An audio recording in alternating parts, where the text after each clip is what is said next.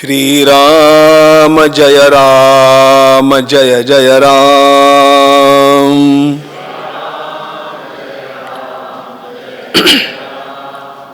श्रीराम जय राम जय जय राम।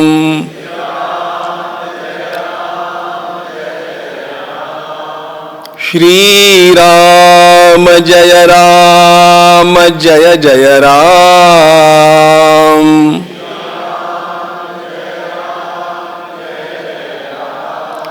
श्रीराम जय राम जय जय राम।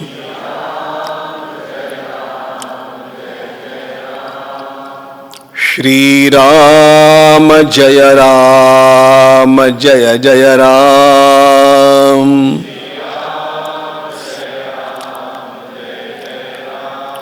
श्रीराम जय राम जय जय राम।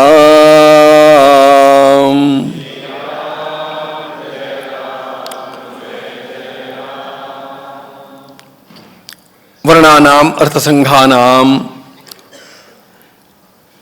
रसानां छंदसामपि मंगलानां च कर्तारौ वंदे वाणी विनायकौ।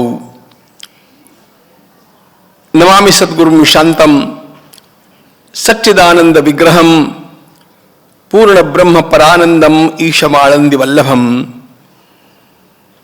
प्रपन्न पारिजाताय तोत्रवेत्रैकपाणये ज्ञानमुद्राय कृष्णाय गीतामृतदुहे नमः। माधुर्यरसकल्लोलां शिवशक्त्यैकरूपिणीं अमृतानुभवार्थाय वंदे ज्ञानेशनंदिनीं। यस्य वेदमयी वाणी यस्य देवमयी तनुः यस्य ब्रह्ममयी दृष्टिः स गुरुः पातु मां सदा। आपदामपहर्तारं दातारं सर्वसंपदां लोकाभिरामं श्रीरामं भूयो भूयो नमाम्यहम्।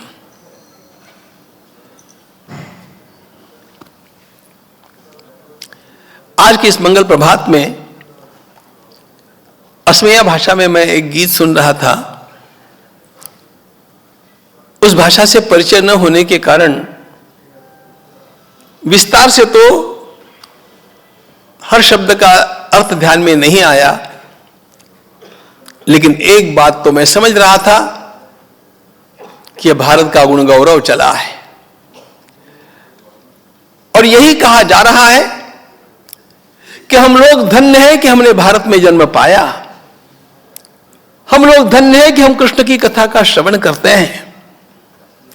प्राचीन ऋषियों से लेकर के आधुनिक संतों तक सबने भारत की प्रशस्ति का वर्णन किया है। यह देश, यह संपूर्ण भारत देश हमारे ऋषियों के लिए आराध्य रहा, आचार्यों के लिए आराध्य रहा, संतों के लिए आराध्य रहा, देशभक्तों के लिए तो खैर रहा ही रहा है। इस बात की ओर ध्यान देना आवश्यक है कि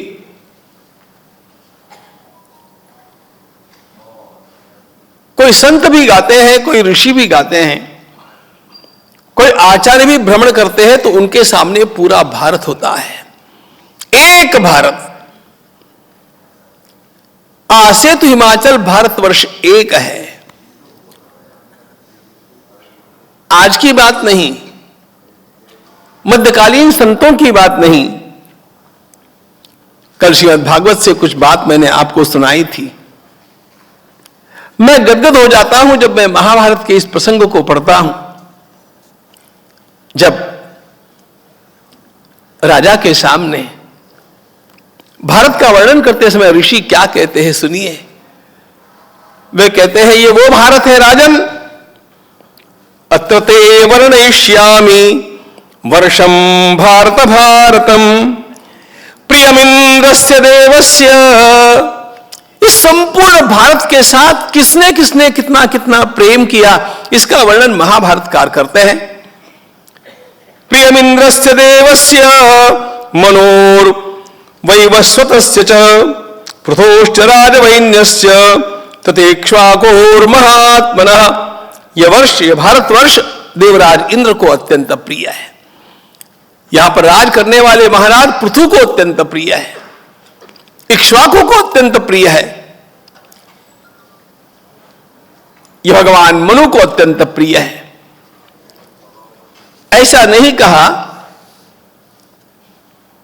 कि उत्तर भारत प्रिय है, उत्तर प्रदेश प्रिय है, वंग देश प्रिय है, आसाम प्रिय है, राजस्थान प्रिय है, महाराष्ट्र प्रिय है, केरल प्रिय, ऐसा नहीं कहा। प्रियम भारत भारतम, संपूर्ण भारत प्रिय है। जानने जैसी बात यह है कि इन सभी की मानसिकता पूरे भारत के साथ जुड़ी हुई है। प्रादेशिक संकीर्णता नहीं है, अपनी भाषा का अभिमान है, अपने प्रदेश के लिए प्यार है, लेकिन यह सब उस एक अत्यंत महान राष्ट्र के अंग है, इसका भान पूरा है। प्रियम भारत भारतम वर्णन करते हैं, ययातेरंबरीशस्य, ययाति को यह भारतवर्ष अत्यंत प्रिय।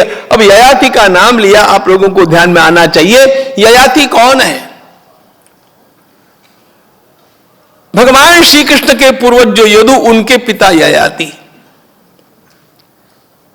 ययाति के बड़े पुत्र हैं पुरु, उनसे जो वंश चला उसमें कौरव पांडवों का जन्म हुआ, और ययाति के जो छोटे पुत्र है यदु, उनके वंश में भगवान श्री कृष्ण का जन्म हुआ। ये ययाति अत्यंत बड़े सम्राट थे। भगवान श्री कृष्ण और कौरव पांडवों से भी कितनी ही पीढ़ियां, लगभग 10 पीढ़ियां चली गई है, और कहते हैं उन ययाति को यह भारतवर्ष अत्यंत प्रिय है। ये सारे श्लोक महाभारत के हैं मित्रों। ययातेरंबरीशस्य मान्धातुर्नहुषस्य च अन्येषां च महाराज क्षत्रियाणां बलीयसां सर्वेषां एव राजेंद्र प्रियम भारत भारतम। मुझे यह शब्दावली ही अत्यंत प्रिय है, प्रियम भारत भारतम। यह देश इन सबको अत्यंत प्रिय रहा है। और जब इतने बड़े सम्राटों के नाम यहां पर गिनाए गए हैं, तो यह तो प्रातिनिधिक नाम है। इस देश के हर व्यक्ति का मानसिक भाव संपूर्ण भारत माता के लिए आरंभ काल से रहा है। यह भारत माता शब्द आधुनिक नहीं है, यह भारत माता की संकल्पना आधुनिक नहीं है। यह हमारा संपूर्ण देश,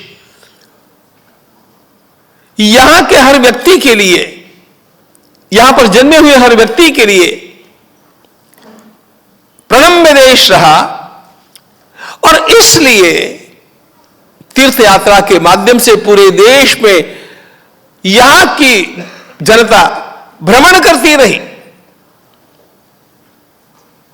कल्पना कीजिएगा, यदि तीर्थ यात्रा की भावना नहीं होती तो इतना देशाटन किसी के द्वारा होना ही संभव नहीं था।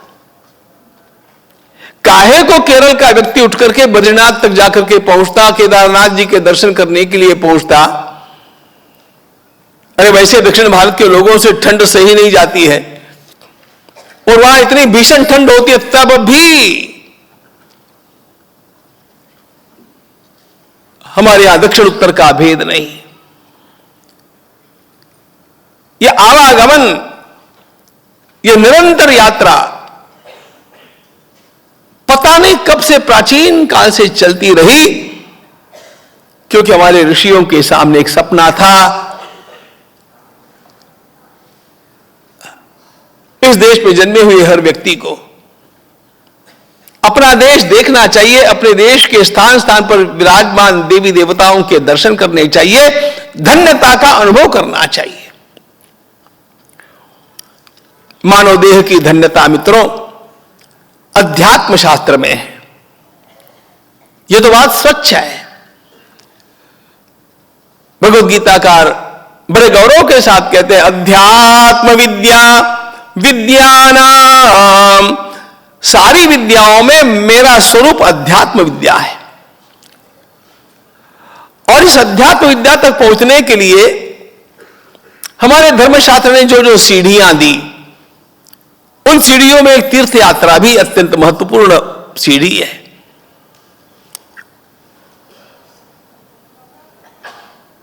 चाहे पढ़ा लिखा है, चाहे अनपढ़ है, चाहे श्रीमंत है, चाहे गरीब है, चाहे स्त्री है, चाहे पुरुष है, किसी भी वर्ण का है, किसी भी जाति का है, अंतःकरण में उसके भावना यह है, मैं जाकर के चारों धामों की यात्रा करूं, दर्शन करूं।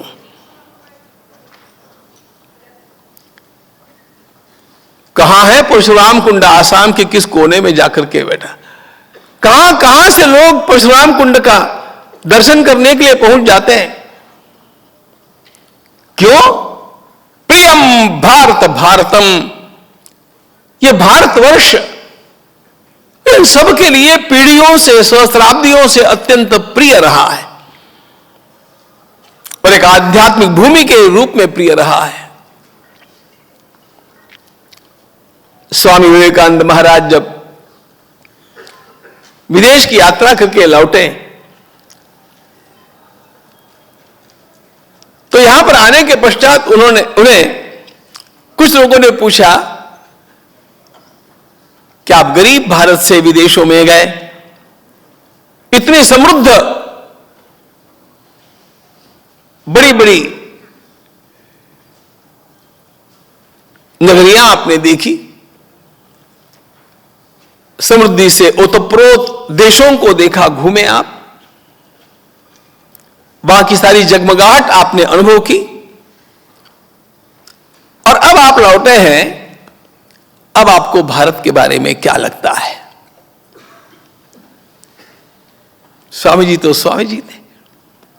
स्वामी जी ने कहा, मैं जब यहां से विदेश के लिए चला तब मेरे मन में एक भूमिका पक्की थी कि भारत एक आध्यात्मिक देश है। भारत एक आध्यात्मिक देश है, इस भूमिका को लेकर के मैंने विदेश यात्रा की। लेकिन विदेशों की भूमि देखने के पश्चात लौटते समय मुझे ऐसा अनुभव हो रहा है, ऐसा साक्षात्कार हो रहा है कि भारत केवल आध्यात्मिक देश नहीं है, इसके कण कण में देवताओं का निवास है, कण कण में देवताओं का वास है। खाके वतन का मुझको हर जर्रा देवता है, कण कण में देवता का निवास।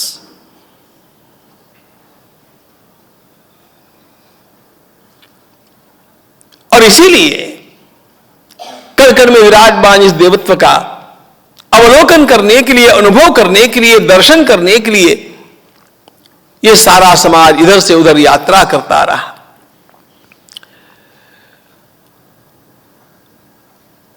अनादिकाल से यहां के राजा, यहां के ऋषि, यहां की जनता, सबका प्रेम भारत से रहा। एक बात और भी समझ लेनी चाहिए, अनेक बार हम लोगों को यह भ्रम होता है कि हमारे देश का नाम भारत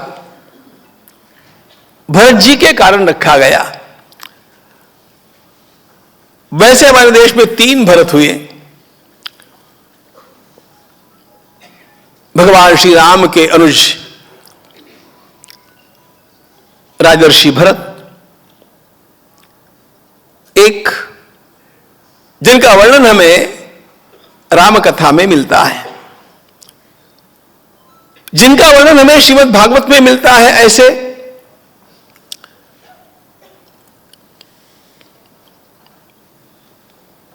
महाराज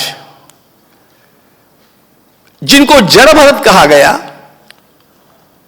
लेकिन जो ज्ञानी भरत थे, महानतम ज्ञानी थे, ऋषभदेव जी के पुत्र भरत, ये चक्रवर्ती सम्राट हुए। और ऐसा उल्लेख है कि इनके कारण हमारे देश का नाम भारतवर्ष हुआ।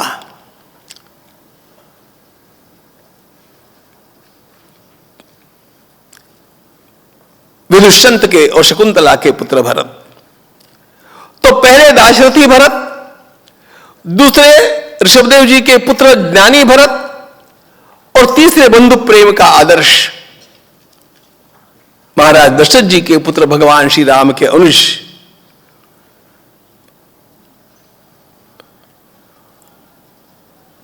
तीसरे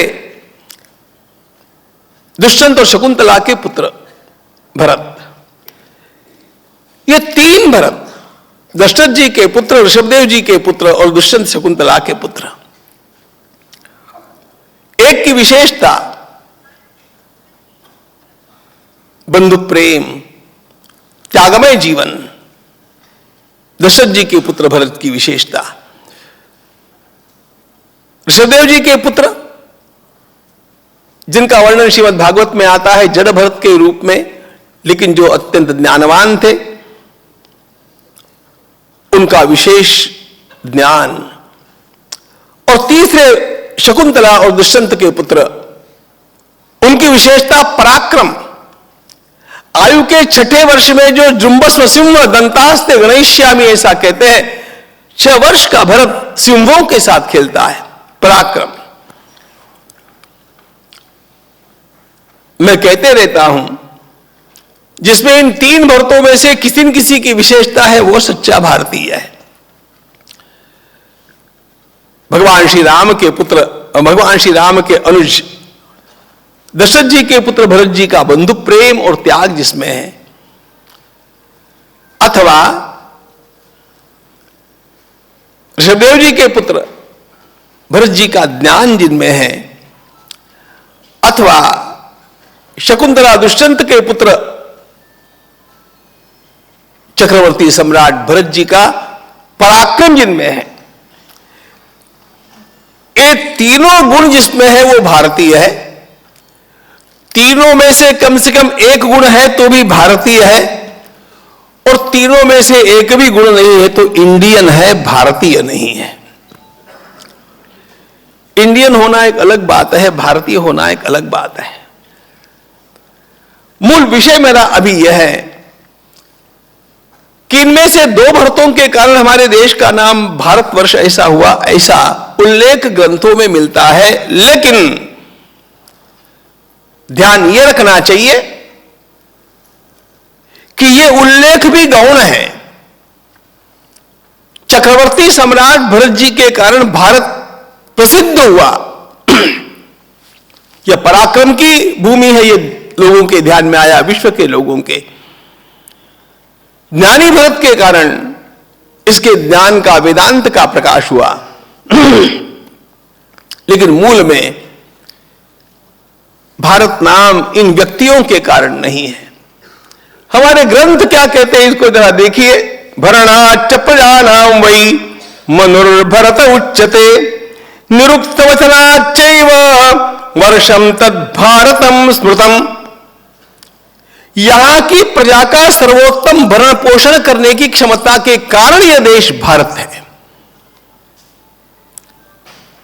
किसी व्यक्तित्व के साथ भारत नाम जुड़ा, ऐसा ही केवल नहीं। अब देखो, कभी कभी लोगों का किसी विशेष गुण का किसी व्यक्ति के साथ चिपकना हो जाता है। अहिंसा का नाम लेते हम लोगों को गांधी जी की याद आती है, सत्य का नाम लेते हरिश्चंद्र की याद आती है, पराक्रम का नाम लेते ही अभिमन्यु की याद आती है। ये गुण इन व्यक्तियों के विशेष गुण होने के कारण उनके साथ ये चिपक गए, ये बात सत्य है। लेकिन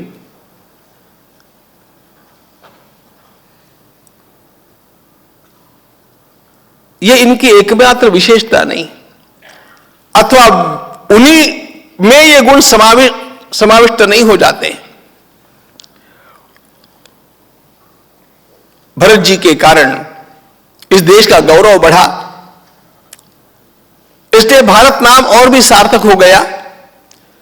लेकिन मूलतः यह नाम जो दिया गया इस देश को प्राप्त हुआ, वह यहां की प्रजा का सर्वोत्तम पालन पोषण करने वाला देश, यहां की प्रजा को अत्यंत सुखी रखने वाला यह देश। भरणाच्च प्रजानां वै मनुर्भरत उच्यते, निरुक्त वचनाच्चैव वर्षम तद भारतम स्मृतम भरतात् भारती कीर्तिर ये नेदम भारतं कुलम अपरे ये च ये पूर्वे ते वै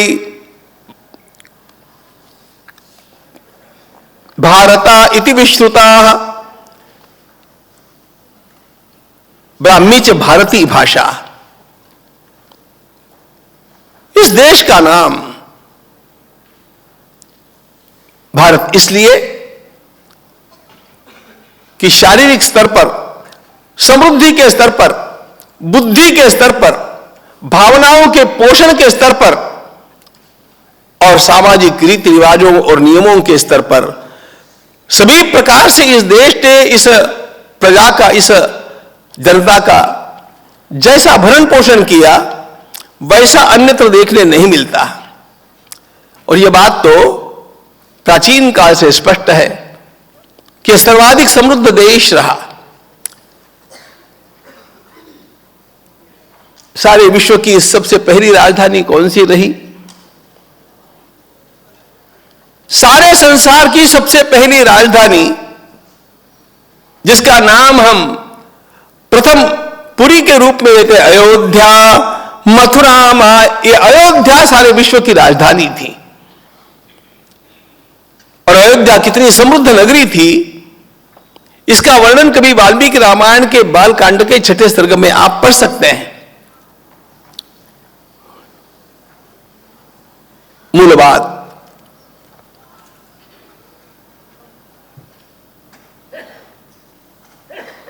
यहां कोई दरिद्री नहीं, यहां कोई अनपढ़ नहीं, यहां ज्ञान के भंडार खुले हुए और लोग उसका लाभ लेने वाले, इस प्रकार का यह देश था। इसीलिए तो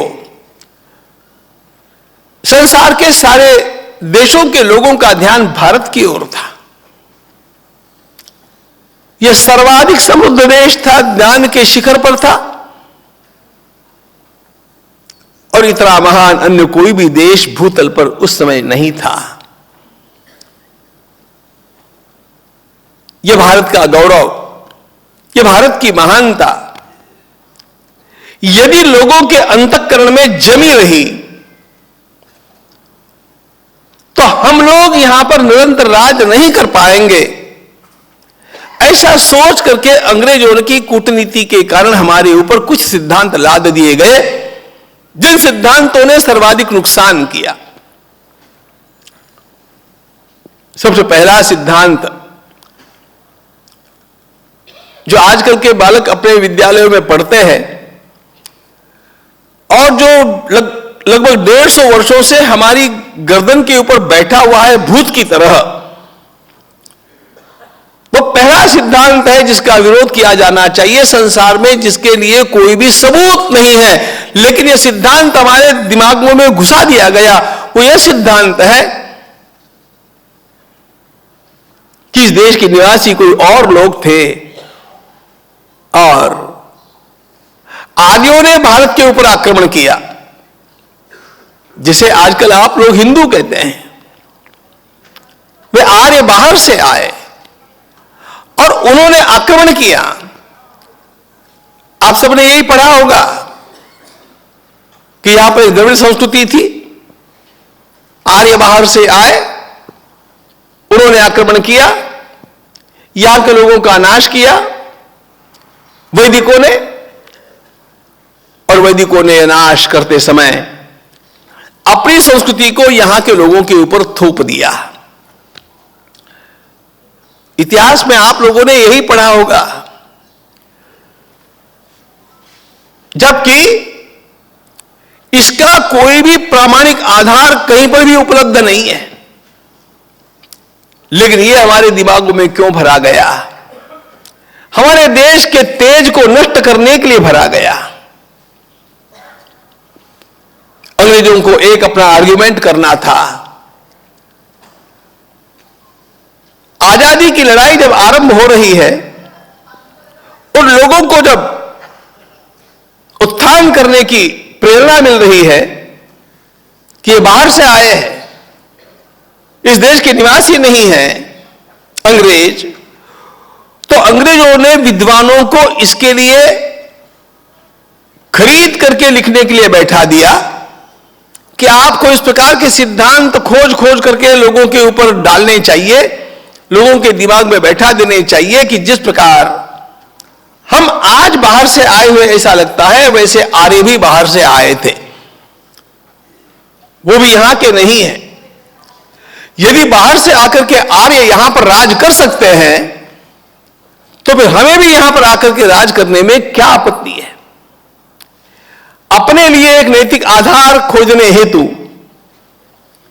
भारत के विद्वानों के द्वारा लिखाए गए ग्रंथों के माध्यम से और उन ग्रंथों को महाविद्यालयों में पढ़ने के लिए कंपल्सन करने के कारण आज आप देश के किसी भी बालक से पूछिएगा, किसी भी युवक से पूछिएगा, उसके दिमाग में यही भरा हुआ है कि आर्यों ने भारत पर आक्रमण किया, आर्य बाहर के थे और उन्होंने आकर के यहां पर आक्रमण करके यहां की जमातों को जीता और अपना आसन यहां पर जमाया। यह वैदिकों के द्वारा भारत के लोगों पर किया हुआ आक्रमण था। The invasion theory of the Aryas, इस एक थियरी ने इतना सत्यानाश कर दिया। एक और तो भारतीय लोगों के तेज को क्षीण कर दिया, दूसरी ओर अंग्रेजों को यह नैतिक आधार देना चाहा कि उनका आक्रमण अन्याय नहीं है, उनका आक्रमण गलत नहीं है। आर्यों ने भी तो यहां पर आक्रमण ही किया था। आपको क्या बताऊं, जिनके भीतर पहले कुछ अन्य भाव थे, लेकिन बाद में वेदों को पढ़ते पढ़ते जो बदल गए, ऐसे मैक्स मुलर से लेकर के डॉक्टर आंबेडकर जी तक सब लोगों ने लिखा है कि इस थियरी का कोई बेस नहीं है, इस बेसलेस टोटली। ऐसा होने पर भी आज भी हमारे पुस्तकों में यही पढ़ाया जाता है, क्योंकि यह लगभग एक शतक तक पढ़ाया गया और वो दिल दिमाग में भर दिया गया। उसके साथ साथ यह भी कहा गया कि आर्य नाम का एक वंश है,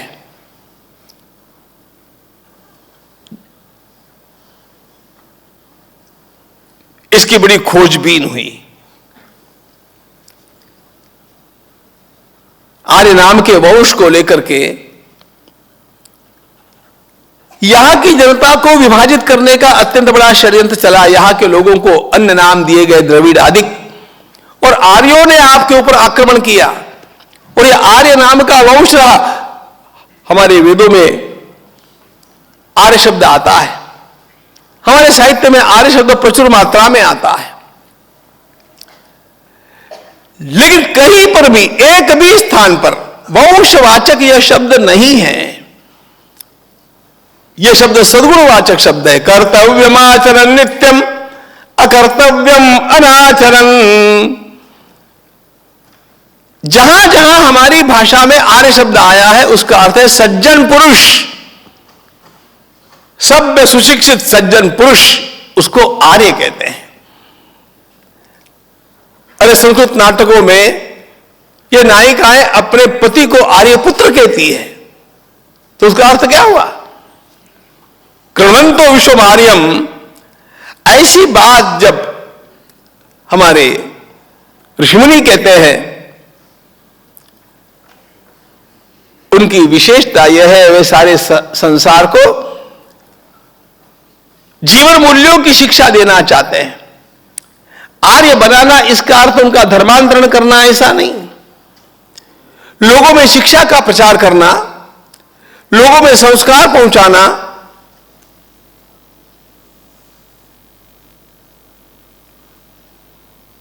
आर्य शब्द इन सारे सद्गुणों का वाचक शब्द है। कहीं पर भी वंशवाचक वह नहीं है। आर्य शब्द वंशवाचक है, इसको आज तक कोई भी प्रमाणित नहीं कर पाया। नहीं कर पाने पर भी हमारे दिमाग में वही भर दिया गया, क्योंकि बचपन से इसी प्रकार की शिक्षा में ढाला गया।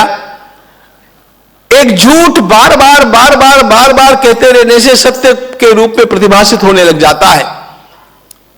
इस सिद्धांत का उपयोग करके हमारे देश के तेज का नाश करने के लिए इन 100-150 वर्षों में हमारे ऊपर जो सिद्धांत लादे गए वो आर्य बाहर से आए। आर्यों का संबंध वेदों से है, वे बाहर से आए हैं, वे भी आक्रामक है। ये एक बात।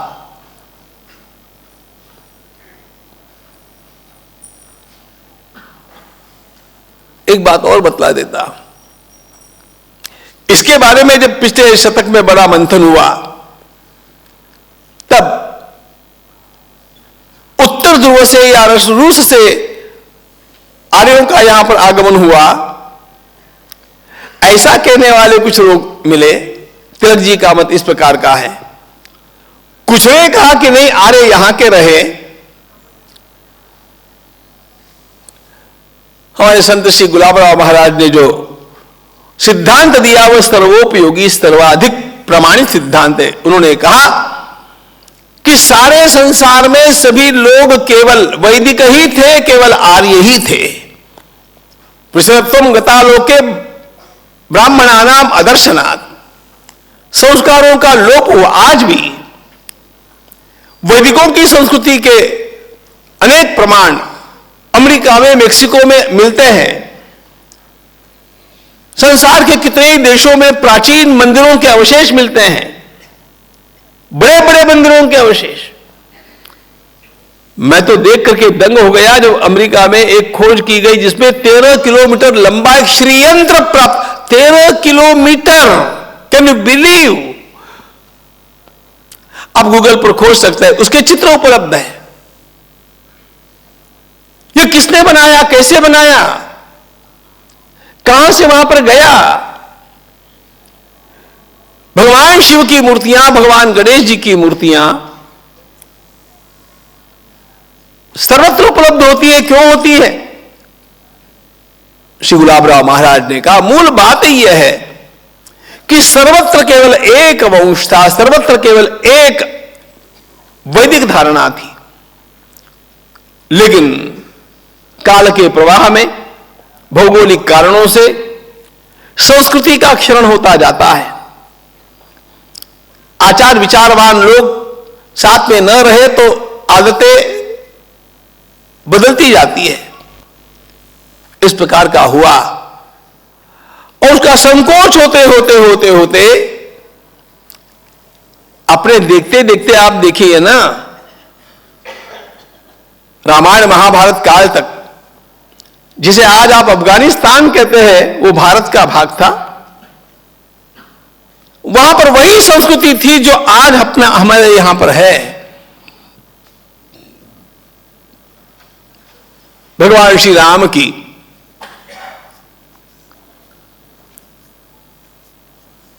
विमाता कैकेयी माता, भरत जी की माता कैकेयी कैकेयी देश से आई, अफगानिस्तान से आई, गांधारी गांधार से आई। यहां पर भी वैदिक परंपरा थी, वहां पर भी वैदिक परंपरा थी। धीरे धीरे कैसे क्षरण होता है। अरे अभी अभी तक बर्मा में, सिलोन में, श्रीलंका में इसी प्रकार की संस्कृति रही। हमारे देखते देखते नेपाल का क्या हो रहा है, तिब्बत का क्या हो रहा है, हम देख रहे हैं ना। यह संस्कृति का संकोच होता जाता है और कुछ लोग तो इस बात पर तुले हुए हैं कि इस भारत के भी टुकड़े टुकड़े होने चाहिए। इसके टुकड़े टुकड़े करने के लिए जो हथकंडे अपनाए गए उनमें इस प्रकार के सिद्धांतों को लोगों के दिमाग में घुसाने की बात मूलतः भारत की यह परंपरा वैदिक परंपरा रही, विशुद्ध वैदिक परंपरा रही। और भारत में जो तेज है, भारत के विचारों में जो तेज है, भारत के आचार में जो तेज है, इस तेज का मूल स्रोत ये वैदिक परंपरा है। ध्यान रखना, वेद अग्नि के उपासक है। आप वेदों में पाएंगे, वेदों का मंत्र, चारों वेदों में जिसको सर्वाधिक महत्वपूर्ण मंत्र माना गया वो गायत्री मंत्र सूर्य की उपासना का मंत्र है। चारों वेदों के आरंभिक मंत्र अग्नि की उपासना के मंत्र है। सूर्य तेज का प्रतीक है, अग्नि तेज का प्रतीक है। सारे वैदिक तेज के उपासक रहे और इसलिए उन्होंने अपने जीवन में इस प्रकार के भावों का विकास किया, इस प्रकार का जीवन जीना चाहा जो तेजस्वी जीवनवाद है। तेजस्वी, जैसे तैसे जिएंगे, जब तक जीवन है तब तक जिएंगे, यह भारत का अध्यात्म नहीं है। अभी यहां पर मेरा सम्मान करते समय जो पंडित जी आए थे, उन्होंने कुछ मंत्र बोला, मेरा तो मन पुलकित हो गया, क्योंकि उन्होंने वही कहा जो स्वयं हमारे ऋषियों की प्रतिज्ञाएं हैं। हमारे ऋषि कहते हैं हम 100 वर्षों तक जिएंगे, और केवल जिएंगे नहीं, 100 वर्षों तक मौज करेंगे, आनंद में रहेंगे। जीवे में सर्वशतम, नंदाम सर्वशतम, आनंद से 100 वर्षों तक रहेंगे। तेज किसे कहते हैं इसको जरा समझो। तेज कहते हैं जिसमें स्वयं का प्रकाश होता है। तेज उसे कहते हैं जहां पर प्रतिकार की क्षमता होती है। तेज उसे कहते हैं जहां पर अन्याय सहा नहीं जाता है। तेज उसे कहते हैं जहां पर अपना त्याग करके भी औरों का उत्थान करने की ललक होती है। और ये सारे गुण वैदिकों की दृष्टि से सर्वाधिक महत्वपूर्ण गुण है।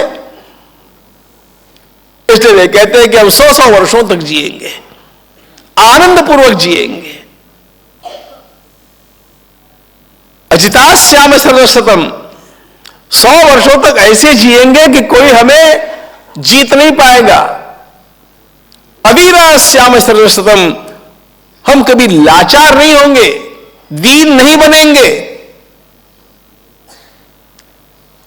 तेजोसी तेजम मयि देहि, परमात्मा का वर्णन करते समय भी हमारे ऋषि कहते हैं, हे प्रभु आप तेजस स्वरूप है, आपका तेज मुझे दीजिए।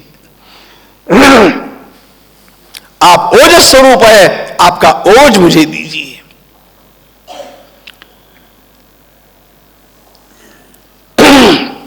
और इस प्रकार का जीवन जीना ये आर्यों ने, ये वैदिकों ने, ये प्राचीनतम भारतीयों ने अपना कर्तव्य माना।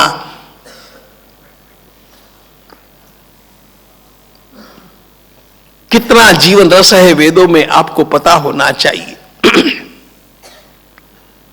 केवल 2 ही मंत्र मैं आपको सुनाता हूं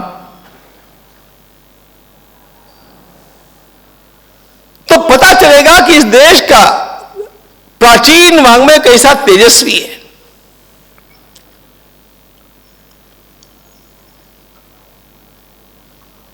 यजुर्वेद के अंतिम 40वें अध्याय के ये 2 मंत्र है, ईशावास्य उपनिषद जिनको कहते हैं,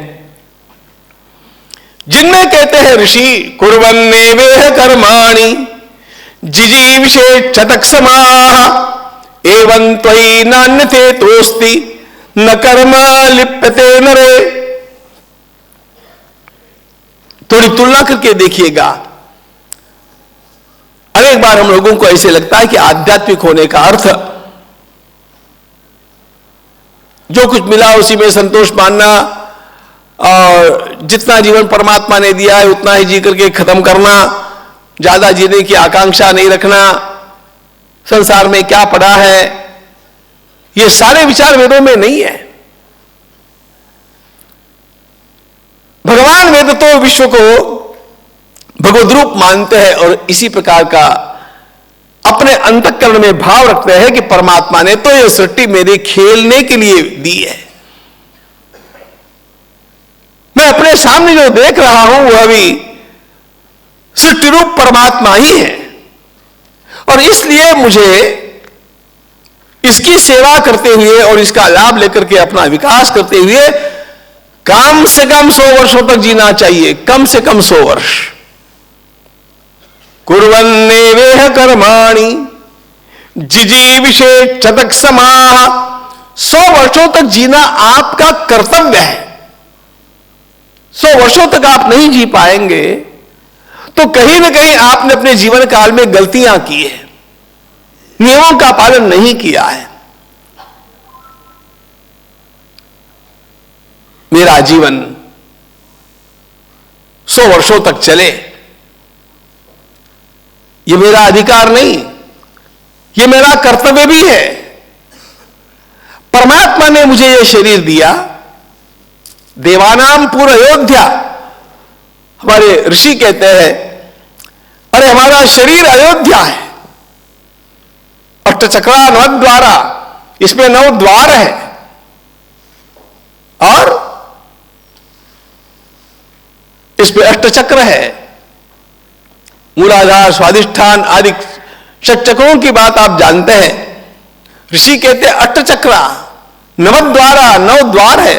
और इसमें होता क्या है? देवताओं का निवास। मेरे शरीर में देवताओं का निवास है।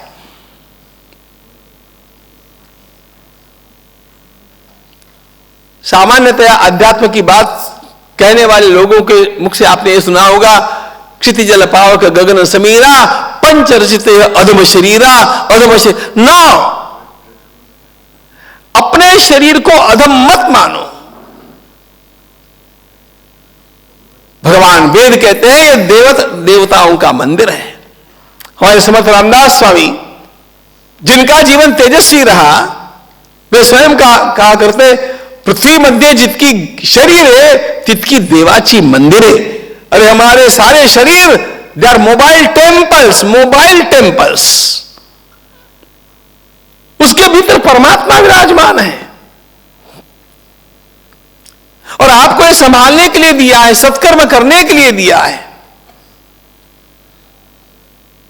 आपका यह कर्तव्य होता है कि आप इसकी हिफाजत रखें, आप इसको ठीक से संभालें और इतना ठीक से संभाले कि यह शरीर आपसे 100 वर्षों तक छीना नहीं जाना चाहिए।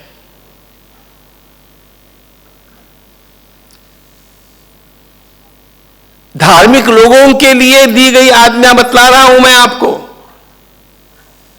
कुर्वन्नेवेह कर्माणि, और कर्म करते रहना चाहिए। हम 100 वर्षों तक जिएंगे, कटिया पकड़ करके पड़े रहेंगे ना। कुर्वन् एव इह कर्माणि, 100 वर्षों तक आपको कर्म करते रहना चाहिए।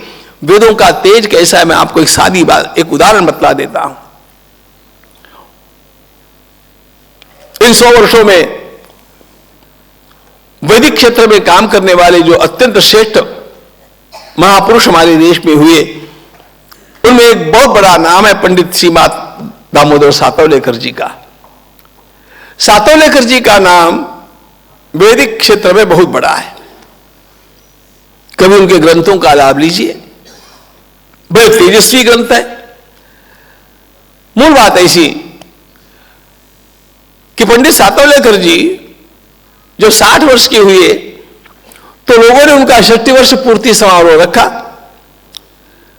तो 60 वर्ष पूर्ति समारोह में लोगों ने जैसे भाषण करने चाहिए वैसे भाषण किए कि पंडित जी ने बहुत अच्छा काम किया है, हम परमात्मा से प्रार्थना करते हैं कि वे 100 वर्षों तक बने रहे और वे शतायु।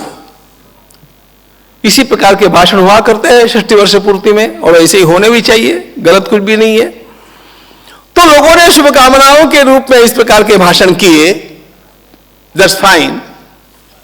सबके भाषणों के बाद में पंडित सातवलेकर जी बोलने के लिए उठे और पंडित जी ने कहा, सब लोगों ने मुझे शुभकामना दी है 100 वर्ष जीने की, मैं आपको गारंटी देता हूं कि मैं 100 वर्ष जीने वाला हूं। आयु के 60वें वर्ष में यह व्यक्ति गारंटी देता है और कहता है कि मैं आपको गारंटी देता हूं कि मैं 100 वर्ष जीने वाला हूं। लेकिन मुझे चिंता इस बात की है कि जब मेरी शताब्दी मनाई जाएगी तब आप में से कितने लोग रहेंगे?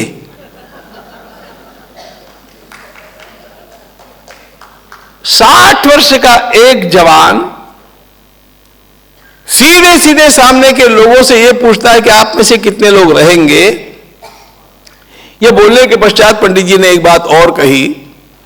पंडित जी ने कहा कि देखो, मुझे 100 वर्ष जीने का निश्चित रूप से पता इसलिए है कि मैं वैदिक पद्धति से जीवन जीता हूं और वेदों ने कहा है कि जो इस पद्धति से जीवन यापन करेगा वो 100 वर्ष जिएगा। मेरा अनुभव भी है और मुझे विश्वास भी है, इसलिए मैं आपको गारंटी देता हूं कि मैं 100 वर्ष जीने वाला हूं।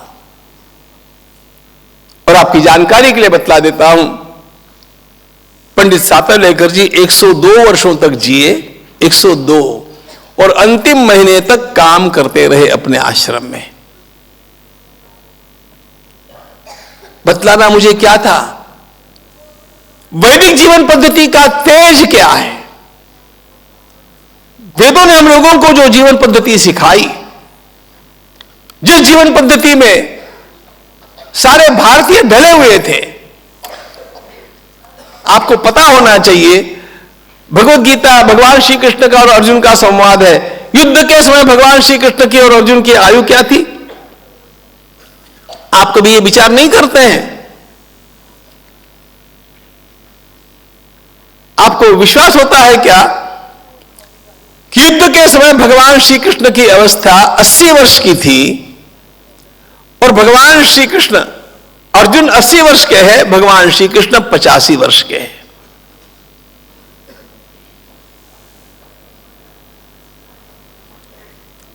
आज का हमारा युवक बेचारा 20 इयर्स ओल्ड हो जाता है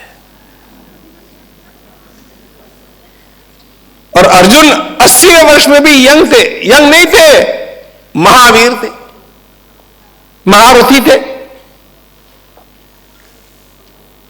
मूल बात, वेदों ने हम लोगों को यह सिखाया कि हमारा जीवन तेजस्वी होना चाहिए और वो तेजस्वी होने के लिए वो कभी लाचार न हो जाए, अन्योपयोगी हो, हमारे देह का भी पूरा लाभ लिया जाए, हमारा परिवार तो सुखी रहे ही रहे, हमारे साथ जिनका संबंध है उन सबको मैं सुखी करूं। आपुल्या पुरुषार्थ वैभवे सकलास सुखी करावे। मनुष्य की मनुष्यता इस बात में है कि वो पुरुषार्थ स्वयं करे और सुखी सबको कर दे। प्रयास मैं करूंगा, सुख सबको बांटूंगा, यह है जीवन का तेज। वेद के जिन मंत्रों की ओर मैंने संकेत किया, उन मंत्रों में ये सारे भाव भरे हुए हैं। कुर्वन्नेवेह कर्माणि, मैं कर्मरत रहूं, 100 वर्षों तक जीऊं और 100 वर्षों तक जी करके भी मैं कर्म करते समय इतना अलिप्त भाव अंतःकरण में रख सकूं जिसके कारण इसमें से एक भी कर्म मेरे मुक्ति में व्यवधान नहीं डाले। कर्म करता हुआ भी मैं मोक्ष के स्थान पर जाकर के पहुंच जाऊं। कैसा है वो मोक्ष? उसकी व्याख्या करते हैं, ईशावास्यमिदं सर्वं यत्किंच जगत्यां जगत् तेन त्यक्तेन भुंजीथा मा हृदः कस्य सिद्धनम् कुर्वन्नेवेह कर्माणि जिजीविषेच्छ तत्समाः एवं त्वयि नान्यथेतोऽस्ति न कर्म लिप्यते नरे। सारी भगवत गीता के सब सिद्धांत इन 2 मंत्रों में आ गए मित्रों। यह वैदिक जीवन पद्धति का तेज। सत्कर्म करते करते मैं अपने जीवन में चित्त शुद्धि करता हुआ इतना आगे बढ़ जाऊं कि मुझे अनुभव हो जाए। क्या अनुभव हो जाए? ईशावास्यमिदं सर्वं यत्किंच जगत्यां जगत्, सर्वत्र मुझे परमात्मा के दर्शन होने लग जाए।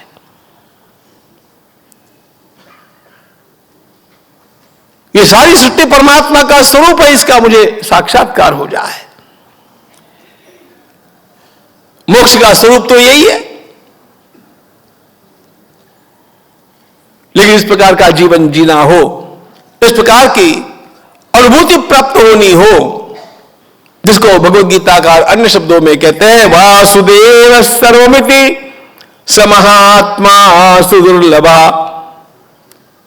आप हमारे देश के किसी भी वेदांत वेत्ता अथवा किसी भी संत की भाषा में आखिर यही सुनेंगे, भगवान कहां है? भगवान सर्वत्र विराजमान है।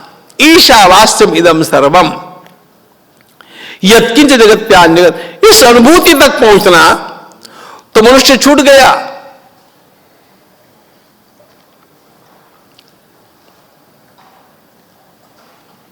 मोक्ष पुरुषार्थ को पूज्य स्वामी जी अंतिम और सर्वश्रेष्ठ पुरुषार्थ मानते ही थे।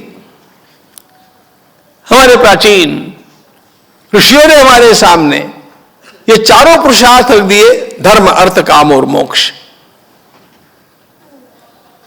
इस मोक्ष तक पहुंचना यह मानव जीवन का सर्वोच्च लाभ है। लेकिन वहां तक पहुंचने के लिए कर्म करने पड़ेंगे। आलसी बनकर के बैठना आपके लिए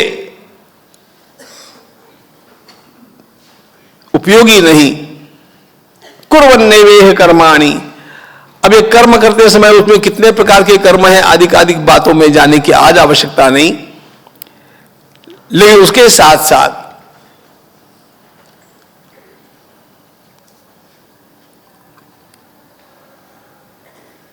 तेन त्यक्ते न भुंजी था माघवत कसरत धनम। इन दो छोटी छोटी पंक्तियों में, दो छोटे छोटे चरणों में हमारे ऋषियों ने काम पुरुषार्थ भी कह दिया और अर्थ पुरुषार्थ भी कह दिया। मनुष्य के जीवन में अर्थ की आवश्यकता है कि नहीं? अर्थ के बिना मनुष्य का जीवन चलता नहीं।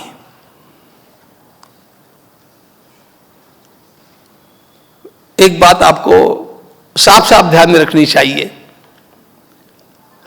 वेदों में कहीं पर भी गरीबी का गौरव नहीं है। वैदिक परंपरा ने सर्वदा समृद्धि को श्रेष्ठ माना। राष्ट्र समृद्ध होना चाहिए, राष्ट्र का हर परिवार समृद्ध होना चाहिए,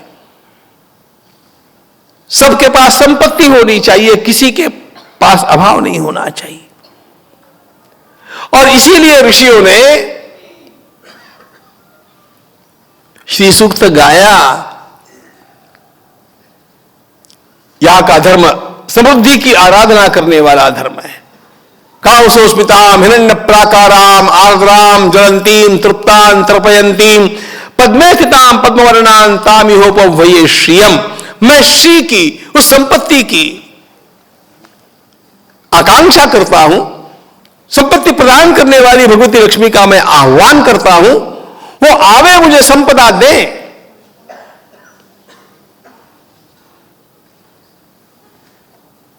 समृद्धि के बिना जीवन दूभर हो जाता है। हमारे देश में समृद्धि, हमारे देश में गरीबी केवल स्वयं स्वीकृत गरीबी होती थी। हमारे देश के त्यागी सत्पुरुष त्यागमय जीवन जीते थे, इसे स्वेच्छा पूर्वक सादगी का जीवन जीते थे। चंद्रगुप्त के गुरु चाणक्य का निवास स्थान देखने के लिए विदेशी लोग जाकर के पहुंचे। उनको लगा कितने बड़े सम्राट के गुरु है तो कितना बड़ा आलीशान बंगला होगा, कैसे कैसे महल होगा। जाकर के देखते तो एक छोटी सी कुटिया है। कुटिया के भीतर एक मोटी चोटी वाला ब्राह्मण बैठा है, थोड़े ग्रंथ रखे हुए हैं और ये कुछ तो भी पढ़ने में तल्लीन है। मूल बात क्या है? चंद्रगुप्त जैसे सम्राट के गुरु होने पर भी चाणक्य ने अपना जीवन सादगीपूर्ण रखा है। यह स्वयं स्वीकृत सादगी है। स्वेच्छा से ग्रहण की हुई सादगी है। छत्रपति शिवाजी महाराज के गुरु होने पर भी समर्थ रामदास स्वामी महाराज की झोली छूटी नहीं और भिक्षा मांगना छूटा नहीं।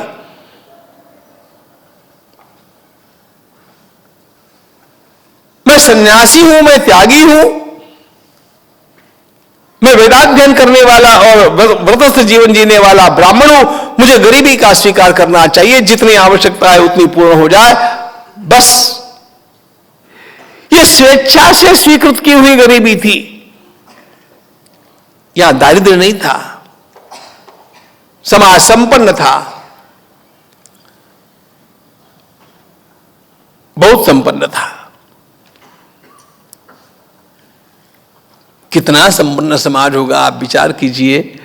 दक्षिण भारत के मंदिरों में जाकर के जब आप उन मंदिरों का दर्शन करते तो भी अपनी बुद्धि काम नहीं करती कि इन मंदिरों को बनाने के लिए कितने कारीगर कितने वर्षों तक काम करते रहे होंगे।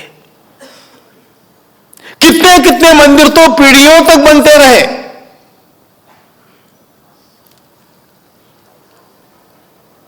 बाली के अंकारोट मंदिर को किसने बांधा? अरे दक्षिण भारत के चौरों ने उसको बांधा। दक्षिण भारत के राजा जा जा करके स्थान स्थान पर मंदिरों का निर्माण करते हैं और कारीगर अपना पूरा जीवन लगा करके उसमें पूरे तल्लीन होकर के उन मूर्तियों का और उन भवनों का निर्माण करते हैं। यह बिना समृद्धि के नहीं होता है। समाज संपन्न होना चाहिए, समाज समृद्ध होना चाहिए, अभाव किसी के जीवन में नहीं होना चाहिए। किंतु वेद कहते हैं जैसे अभाव नहीं होना चाहिए, यह बात सत्य है, उसी प्रकार उस वित्त का आपके ऊपर इतना प्रभाव नहीं होना चाहिए कि जिसके कारण आप सब कुछ भुला करके उस पैसे के पीछे दौड़ते जाओ। धन ही में सब कुछ लगे और उसके पीछे मैं इतना दौड़ूं कि मेरा स्वास्थ्य भी बिगड़ जाए, मेरी सारी जीवन शैली ऐसी बदल जाए कि पत्नी के साथ बोलने का समय नहीं, बालकों के साथ बैठने का समय नहीं, हाय पैसा हाय पैसा। मां गधा। वैदिक ऋषि कहते हैं गीदड़ की तरह मत धन इकट्ठा करो, गीदड़ की तरह। धन तो चाहिए, धन का अभाव नहीं होना चाहिए, लेकिन धन का मेरी वृत्तियों के ऊपर प्रभाव भी नहीं होना चाहिए। यह है मूल भारतीय अर्थशास्त्र का सूत्र। और मुझे अपने जीवन में सब आनंद का उपभोग लेना चाहिए। तेरे त्यक्ते न भुंजी था, भुंजी था। मनुष्य का जीवन भोगों के लिए है कि नहीं है?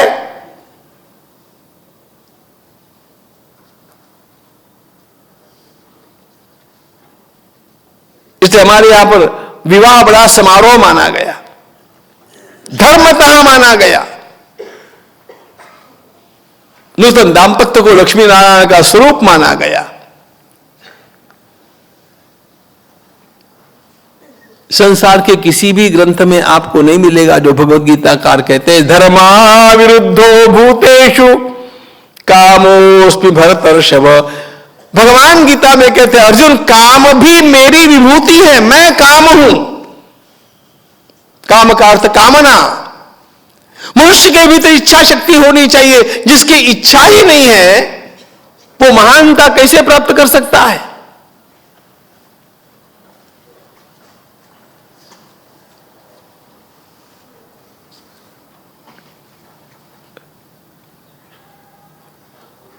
परमात्मा ने हम लोगों को 3 प्रकार की शक्तियां दी, इच्छा शक्ति, ज्ञान शक्ति और क्रिया शक्ति।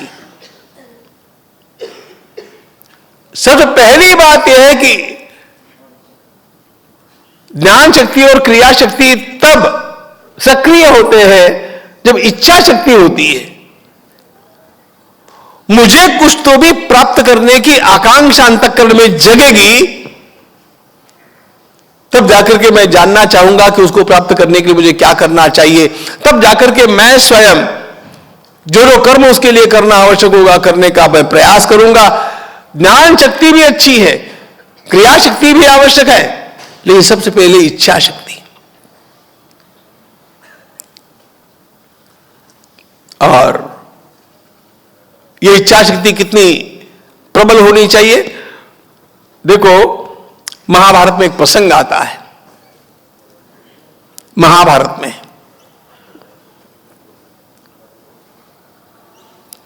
कौरवों के साथ युद्ध करना कि नहीं करना, यह चर्चा हुई। और इस चर्चा में शायद ये बात आपको पता नहीं होगी, क्योंकि महाभारत कोई पढ़ते नहीं है, सुनते नहीं है। भगवान श्री कृष्ण ने जब शांति वार्ता करने के लिए जाने की बात कही, तो पांचों पांडवों को बैठा करके पूछा कि देखो, मैं आपका दूत बनकर के जा रहा हूं, इसमें आप लोगों की राय क्या है? व्यक्तिगत रूप में बताओ, एक एक करके बताओ, विस्तार नहीं करता हूं। 5 पांडवों में से 3 पांडव युद्ध के विरुद्ध है। धर्मराज युधिष्ठिर, उसे तो कह दिया कि देखो केशव, ये खून खराबा नहीं होना चाहिए, बिल्कुल नहीं, दुर्योधन मानेगा नहीं और लड़ाई खड़ी हो जाएगी। मैं लड़ाई करना नहीं चाहता हूं, मुझे कुछ भी नहीं मिले तो भी चलेगा, लेकिन मैं लड़ाई नहीं करना चाहता हूं। तुम जाकर के ऐसी वार्ता करो कि युद्ध टाल दो, उनको जो चाहिए दे दो। धर्मराज का ये मत है, ये शायद आपको पता होगा। आश्चर्य की बात यह है, नकुल का भी यही मत है। नकुल ने कहा युद्ध नहीं होना चाहिए। वो नहीं मानते तो नहीं मानते, लेकिन खून खराबा नहीं करना, उनको जो चाहिए दे दो।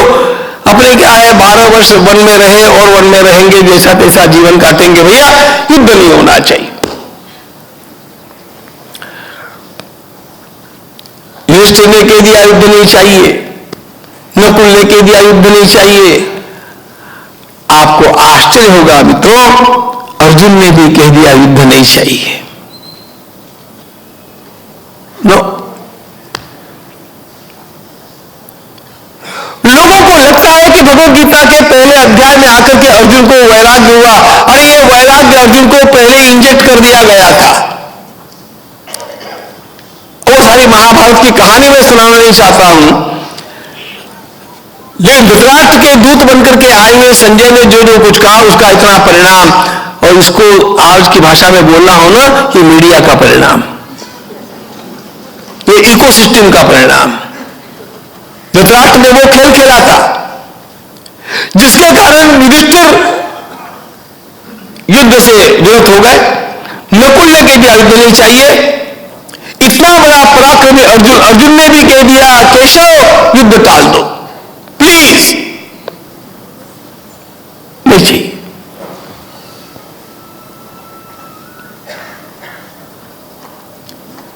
सबसे बड़ी हद तो यह है,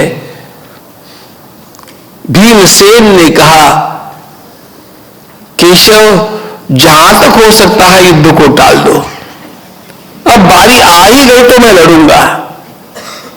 इसका अर्थ भीमसेन भी न्यूट्रल हो गए। 13 वर्षों तक भीमसेन रोज रोज अभ्यास करता था दुर्योधन को मारने के लिए, और बार बार अपनी प्रतिज्ञाओं को दोहराता था।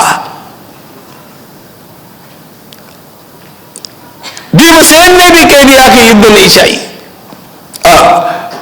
युद्ध नहीं चाहिए, इस प्रकार की वार्ताएं करो, लेकिन युद्ध खड़ा हो गया तो मैं लड़ूंगा। तीनों ने तो कह दिया कि हम लड़ेंगे ही नहीं। 3 युद्ध के विरुद्ध हो गए। भीमसेन न्यूट्रल हो गए, तटस्थ हो गए। युद्ध होना ही चाहिए कहने वाला केवल एक पांडव था, जिसका नाम सहदेव है। सबसे छोटा पांडव है सहदेव। सहदेव ने कहा केशव जाकर के युद्ध खड़ा करो। ऐसा ही भाषण करो कि युद्ध होना चाहिए, और ये नहीं लड़ने वाले घर में बैठे रहेंगे, मैं अकेला जाकर के युद्ध करूंगा, लेकिन मैं तो लड़ूंगा। अब देखो बात क्या है, यह है पांडवों की स्थिति।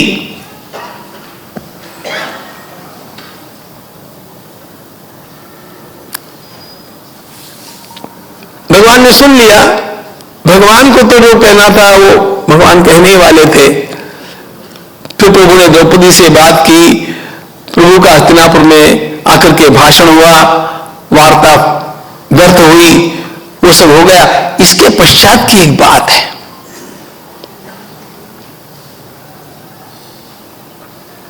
इतने वर्षों तक कुंती माता निवास करती थी विदुर जी के पास।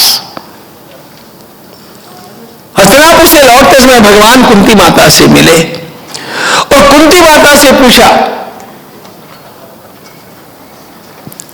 कि बुआ, पांडवों के लिए कोई समाचार। उस समय कुंती माता ने जो भाषण किया है, जो समाचार दिए हैं, हिस्ट्री ऑफ संस्कृत लिटरेचर के लेखक विंटरफील्ड ने लिखा है कि हर मां को अपने सामने भाषण स्वर्ण के अक्षरों में लिख करके रखना चाहिए। But real mother is, Kunti माता ने कहा, केशव जाकर के मेरे 5 पुत्रों से कहना, युद्ध के बारे में आप लोगों की जो धारणाएं हैं उनको मैंने जाना, मेरा अंतःकरण फट गया। आप क्षत्रियों के पुत्र हैं, क्षत्रिय होने पर भी आपके अंतःकरण में इस प्रकार की भावनाएं जागृत होती है। मुझे स्वयं की ग्लानि अनुभव होने लग गई। क्षत्रिय होने के नाते आपका कर्तव्य क्या है? उत्थातव्यम, जागृतव्यम, योक्तव्यम, भूति कर्मसु। अरे उठो, जागृत होकर के युद्ध करो। आप किस बात से डर गए? मौत से डर गए? युद्ध में मेरे 5 भी पुत्र यदि वीरगति को प्राप्त हो गए तो 5 परम पराक्रमी पुत्रों की माता के रूप में मैं गौरव का अनुभव करूंगी। लेकिन मेरे पुत्रों ने युद्ध को नकार दिया, ये सुनना मेरे लिए दाहक बन गया है। मुहूर्तम घृतम श्रेया न तो धूमायतम चिरम। उत्तम पुरुष को चाहिए कि वो थोड़े दिनों तक आकर के एक महान कार्य करके चला जाए। बहुत वर्षों तक जिया और कोई महान कार्य नहीं कर पाया, उसके जीने में क्या जीवन है? कुंती माता ने वहां पर एक प्राचीन कथानक सुनाया। संजय और विदुरा का वो संभाषण है, उतना बतलाने की आवश्यकता नहीं है। तो मूल बात कुंती माता ने कहा, आपके अंतःकरण की इच्छा शक्ति का कैसे नाश हो गया?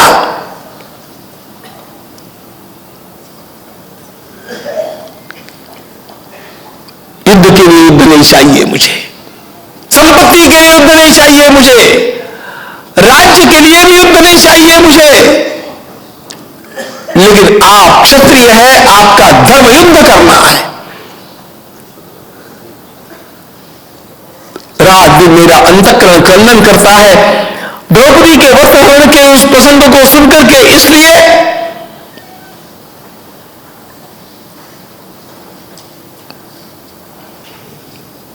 यदि मेरी ओर से आप कुछ सुनना चाहते हैं तो युद्ध की सिद्धता करो। भगवान श्री कृष्ण तो स्वयं इसी बात पर पक्के थे कि युद्ध तो करना है। द्रौपदी इस बात पर पक्की थी, युद्ध करना है।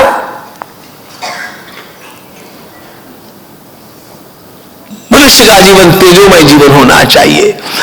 कुंती माता ने कहा, आपके भीतर की आकांक्षा का मरण कैसे हो गया?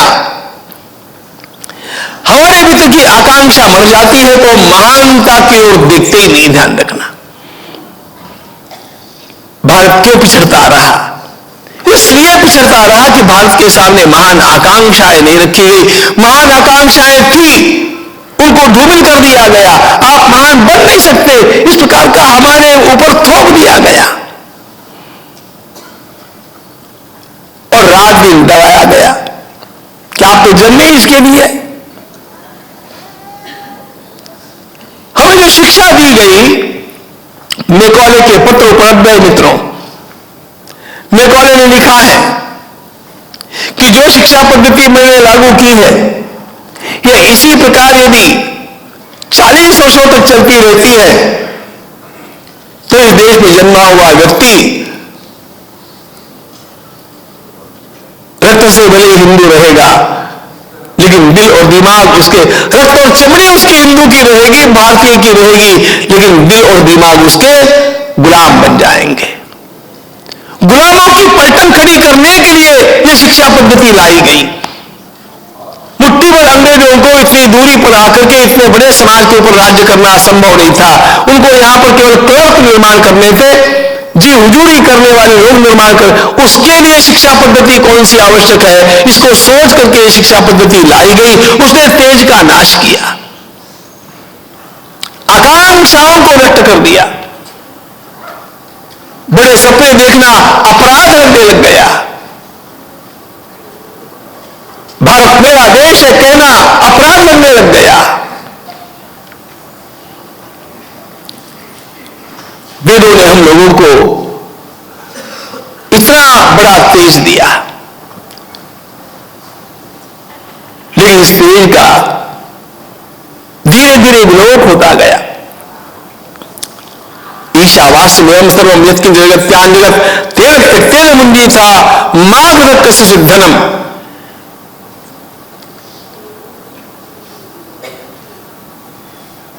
धर्म अर्थ काम और मोक्ष इन चारों पुरुषार्थों के साथ एक तेजस्वी जीवन जिया जाना चाहिए, जो 100 वर्षों तक रहेगा, सत्कर्मशील रहेगा, सबका भला करता रहेगा, पराक्रम संपन्न रहेगा, पराक्रम संपन्न रह करके भी किसी का भी बुरा नहीं करेगा। इसको कहते तेज। ये वेदों की शिक्षा का सार है। और इसको प्राप्त करने वाले कितने तेजस्वी होते थे, इसका उदाहरण हमारा नचिकेता है। आपको पता है स्वामी विवेकानंद महाराज कहा करते थे, give me 100 Nachiketas and I will change the world. अरे मुझे 100 नचिकेता दे दो, मैं संसार बदल दूंगा। 100 नचिकेता दे दो। ये नचिकेता कौन था?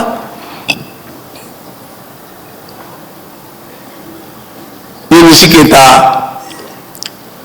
कठोपनिषद का एक दिव्य पात्र है, स्वामी जी के लिए अत्यंत प्रिय पात्र है। क्या कहना चाहते हैं स्वामी जी उसके माध्यम से? नचिकेता का तेज उनके ध्यान में आता है। पूरी कहानी कहने की ना आवश्यकता है न समय है। उषण हवाई वाज सहस सरोवर संबधु तस्य नचिकेता नाम पुत्र आस।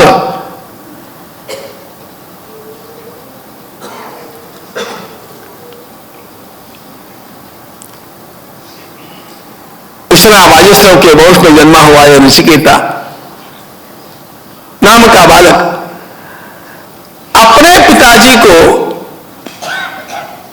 मरियल गौओं का दान करते देख करके उनके सामने खड़ा होकर के प्रश्न पूछता है कि आप ऐसा दान क्यों करते हैं?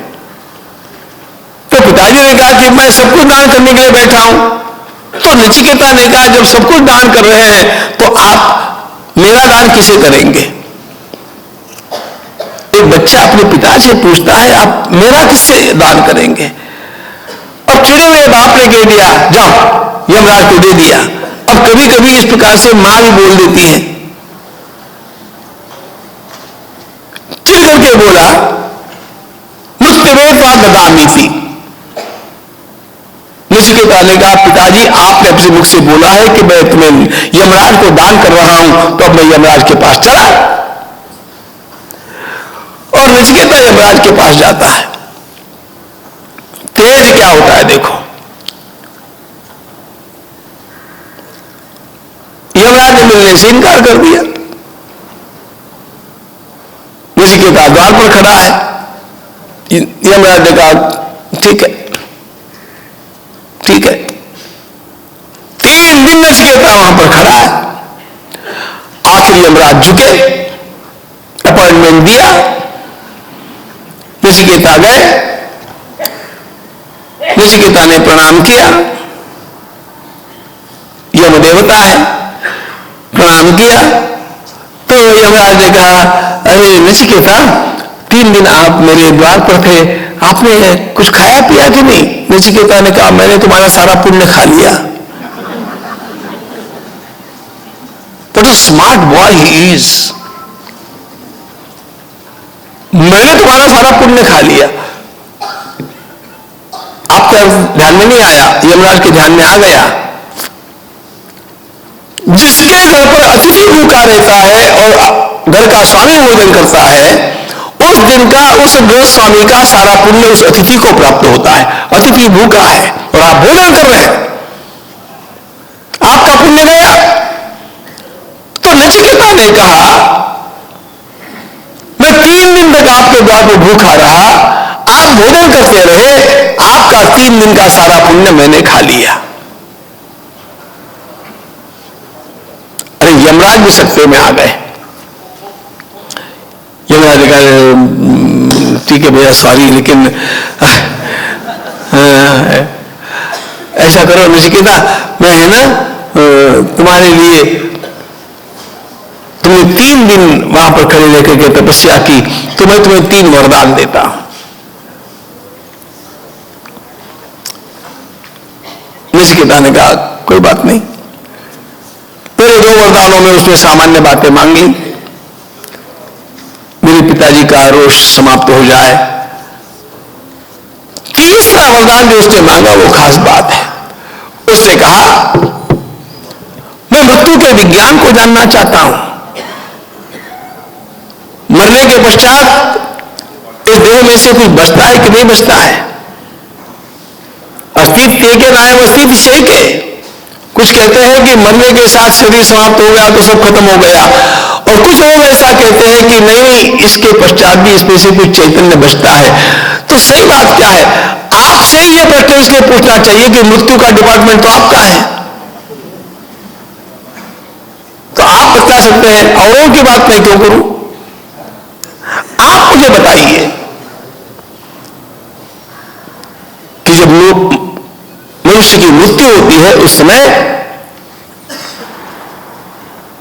उसके देह में से क्या निकलता है? कुछ बचता है कि नहीं बचता है? उसकी क्या गति होती है? और उसको दिव्य गति प्राप्त करने के लिए क्या उपाय है? और उस आत्म तत्व को कैसे जाना जा सकता है? नचिकेता ने आत्मज्ञान का पूरा रहस्य पूछ लिया। अब यमराज ने कहा, देखो नचिकेता, ये सारी बातें कोई उपयोगी बातें नहीं है, तुम अब यहां पर आए हो तो ऐसे करो ना,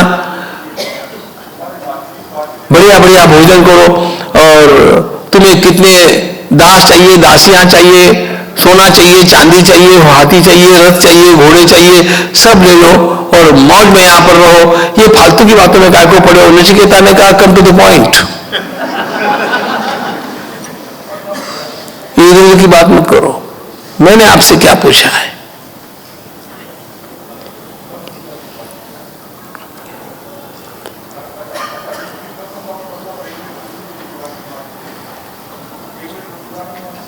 इसके पश्चात यमराज ने नचिकेता को प्रलोभन दिया। वो सबसे सुंदर बात है। देखो नचिकेता, मैं तुम्हें स्वर्ग का साम्राज्य देता हूं, मृत्युलोक का राज्य देता हूं, मैं तुम्हें जितने चाहिए हाथी, घोड़े, रथ, समृद्धि सब कुछ देता हूं, जितनी अप्सराएं चाहिए उतनी देता हूं। इमा रामा सरफा सतूर्या नहीं दिशालंबनीया मनुष्य आविर्मत्ता परिचार्यस्व नचिकेतो मरणम मानुप्राक्षी। अच्छा, तुम्हें जितना जीवन चाहिए, शतम च जीव शरणो यावन इच्छसी, जब तक जीना है तब तक जियो।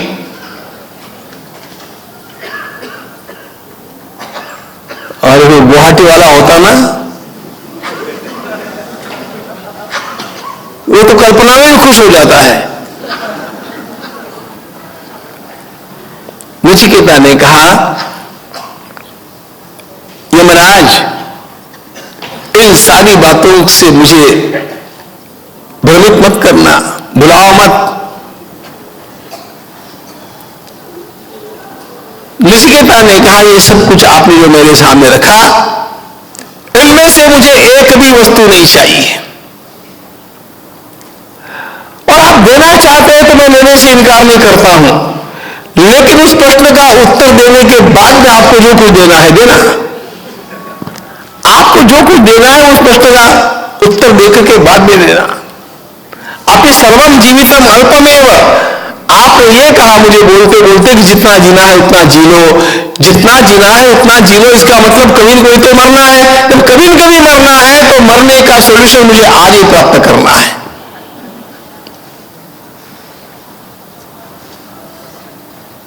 मुझे कुछ नहीं चाहिए। सारे के सारे प्रलोभन सामने रख दिए हैं यमराज ने।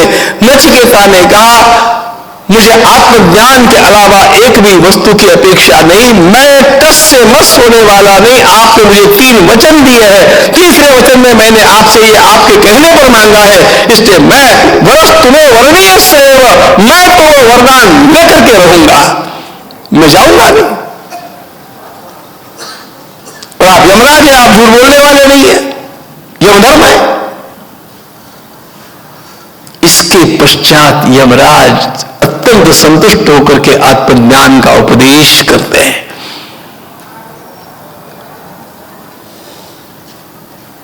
उसी का बना है कठोपनिषद। स्वामी जी कहा करते थे, मुझे नाज है उस नचिकेता के तेज पर। इतने सारे प्रलोभन सामने आ गए, तो टस से मस नहीं हुआ।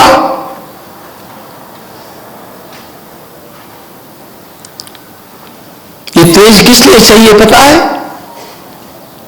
हमारा देश इसलिए हारता जाता है। कितने कितने क्रांतिकारकों के जीवन पढ़ते समय मेरे आंखों में आंसू इस बात को लेकर के आ जाते हैं कि छोटी मोटी घूस लेकर के उन क्रांतिकारकों का नाम बतला दिया गया कि वो कहां छिपे हुए हैं। हमारे उमाजी नायक को पकड़ा गया और उसकी बहन ने दगाबाजी कर दी।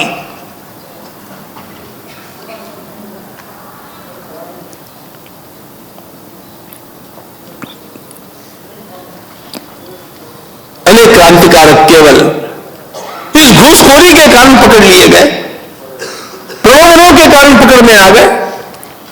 लोगों के प्रलोभन, क्रांतिकारकों का प्रलोभन नहीं था, लेकिन समाज इतना निकम्मा। क्रांतिकारक तो वो थे जो स्वयं इन सारे प्रलोभनों को दूर करके भी मेरा रंग दे वसंती चोला कह करके और फांसी के फंदे सहजता से चुनने के लिए उत्साहित लालायित रहते थे।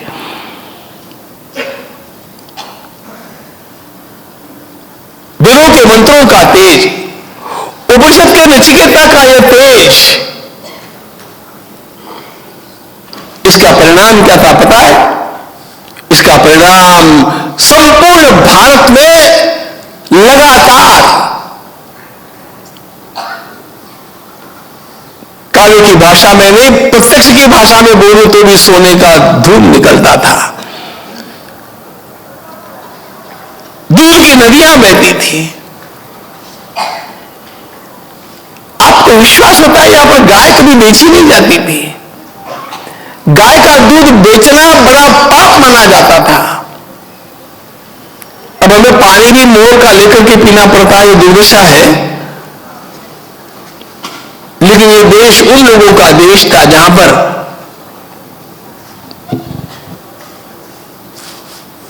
इन वस्तुओं का मूल्य नहीं था।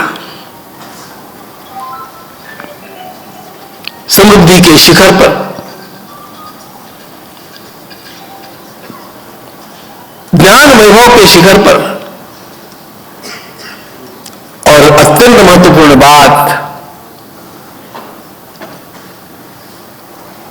मानवता के शिखर पर, जीवन मूल्यों का शिखर, एक एक व्यक्ति के भीतर जीवन मूल्यों का वो प्रकाश, जीवन मूल्यों की वो आस्था जो अन्यत्र आपको देखने मिलना कठिन है।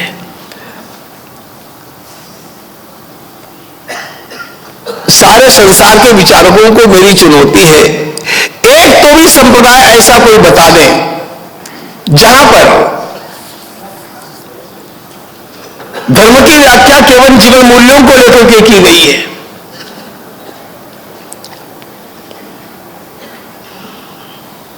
संसार में जितने भी उपासना संप्रदाय है ना, ये उपासना संप्रदाय हमारे इस ग्रंथ को मानने वाला भक्त है, और जो नहीं मानता है वो हमारा विरोधक है। फिर वो काफिर है, पेगन है, जो कुछ भी है, लेकिन वो हमारा नहीं है, वो आस्तिक नहीं है। इसी प्रकार पोथीनिष्ठ अपने ग्रंथ के ऊपर आधारित व्याख्याएं संप्रदाय की, मतों की, धर्मों की करने का रिवाज आप संसार में देखेंगे। भारत में क्या है? भारत में धर्म की व्याख्या भी जीवन मूल्य आधारित है। भगवान मनु ने धर्म किसे कहा? आप सीधे सीधे पढ़ सकते हैं, क्षमादमोस्तेयम शौचम इंद्रिय निग्रह धीर विद्या सत्यम क्रोधा दशकम धर्म रक्षणम। यह नहीं कहा कि इस पुस्तक को मानने वाले को आस्तिक कहो, इस पुस्तक को न मानने वाले को नास्तिक कहो। भगवान मनु कहते हैं जिसके भीतर आप इन 10 गुणों को देखते हैं वो धार्मिक है। सद्गुणों को जिसके भीतर देखते हैं, और कौन से सद्गुण वो बतला दिए? गति ही, क्षमा, दमा, अस्तेयम, शौचम, इंद्रिय निग्रह, धीर, विद्या, सत्यम, अक्रोधा, दशकम धर्म रक्षणम। इन 10 सद्गुणों को धर्म कह दिया। पोथी को लेकर के समाज का विभाजन नहीं किया, संसार का विभाजन नहीं किया। ये सद्गुण जिसके भीतर विकसित होते हैं, कम से कम इन सद्गुणों में जिसकी आस्था है, उसमें उतनी मात्रा में धर्म आ गया। आप भगवान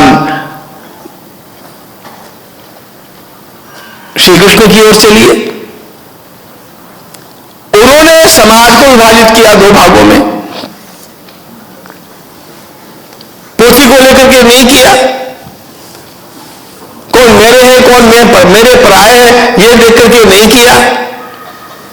जिनके भीतर सद्गुणों का विकास है वो हमारे हैं।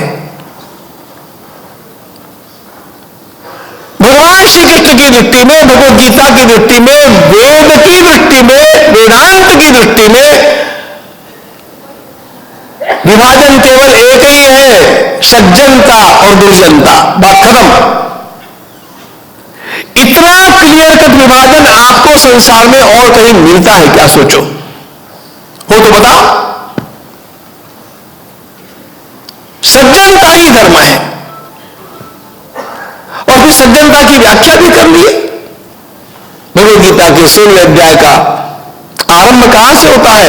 दैवी संपत्ति, अभयो सत्व संशुद्धि ज्ञान योग व्यवस्थिति दानंदमश्च यज्ञश्च स्वाध्यायस्तपार्जवम् अहिंसा सत्यमक्रोधा त्याग शांतिरपैशुनम् दया भूतेषु लोलुप्त्वम् मार्दवम् ह्रीरचापलम् तेज क्षमा शौचम् अद्रोहो नातिमानिता भवन्ति संपदं दैवीम् अभिजातस्य भारत। 26 गुण गिनाए।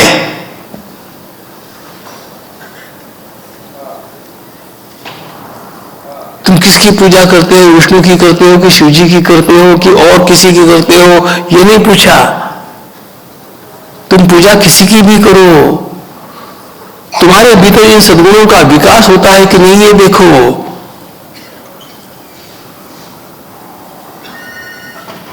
तुम किसी भी संप्रदाय के होकर के रहो, तुम्हारे भीतर ये गुण विकसित होते हैं कि नहीं, ये देखो।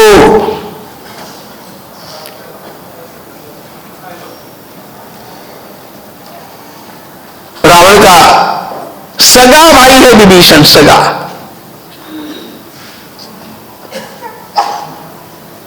अंतर कितना है, क्यों है? दैवी संपद विमोक्षाय विनंदाया श्रीमता। रावण में आसुरी संपद भरी हुई है और विभीषण में दैवी संपद भरी हुई है। इसका अर्थ विभीषण में सज्जनता भरी हुई है, रावण दुर्जनों का शिरोमणि है।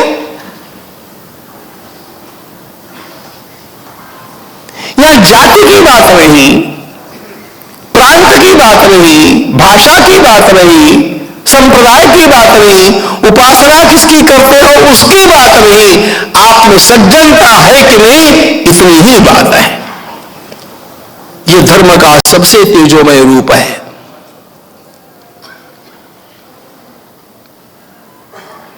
और यह भारत को छोड़कर के आपको अन्यत्र कहां मिलता है, बोलो? शिकागो की परिषद में उसके पश्चात स्वामी जी महाराज का जो सम्मान हुआ, उसका कारण यह था, भारत का दृष्टिकोण स्वच्छ रूप से उन्होंने सबके सामने रख दिया।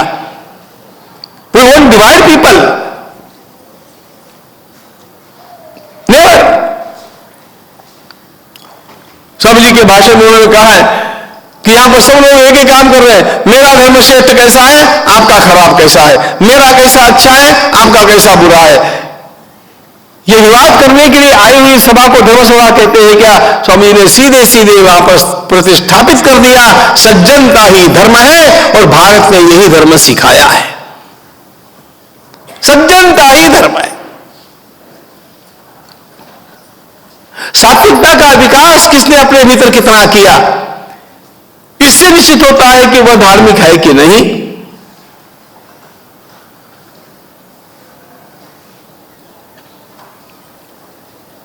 या आर्यों का, या वैदिकों का, यह भारत का मूल विचार, मूल धर्म विचार। और यह सज्जनता कैसी होनी चाहिए, प्रगल्भता देखिए उसमें, धर्म विचार में 4 बातों का चिंतन भारत के ऋषियों ने किया। और 4 बातों में संतुलन जिस सिद्धांत से, जिस वस्तु से, जिस प्रक्रिया से आता है, वो सब धर्म है। 4 बातें, व्यक्ति, व्यष्टि, व्यष्टि कहते हैं व्यक्ति को, फिर कहते हैं समष्टि, समाज, फिर कहते हैं सृष्टि, ये प्रकृति, और फिर कहते हैं परमेष्टि, वो परमात्मा। व्यक्ति, समष्टि, सृष्टि और परमेष्टि, यानी व्यक्ति, समाज, प्रकृति और परमात्मा, इन चारों में जिनके कारण संतुलन बना रहता है, ऐसी हर प्रक्रिया धर्म है। हर प्रक्रिया धर्म है।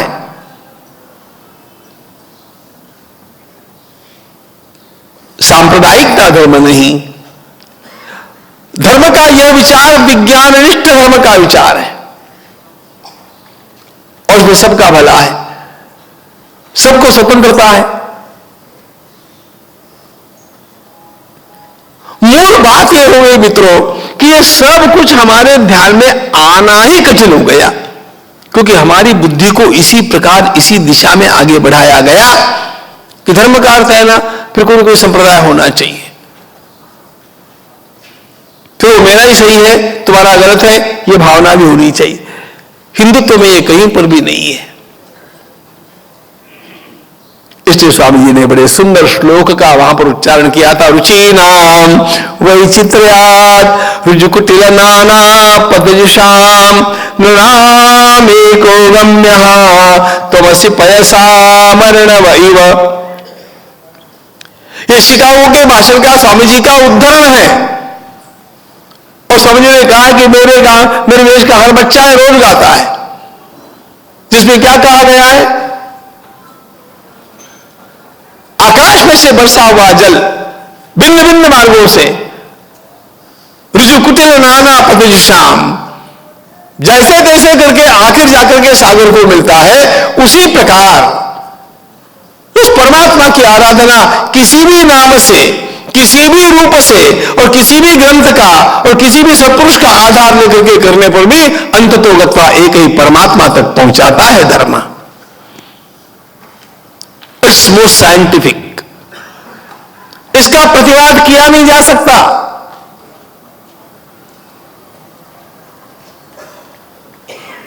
और इसीलिए स्वामी जी महाराज कहा करते थे, आने वाले युग में वेदांत ही धर्म रहने का।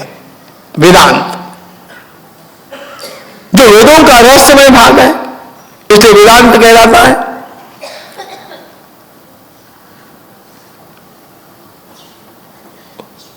उस वेदांत की दृष्टि के कारण किसी का किसी के साथ कलह नहीं था,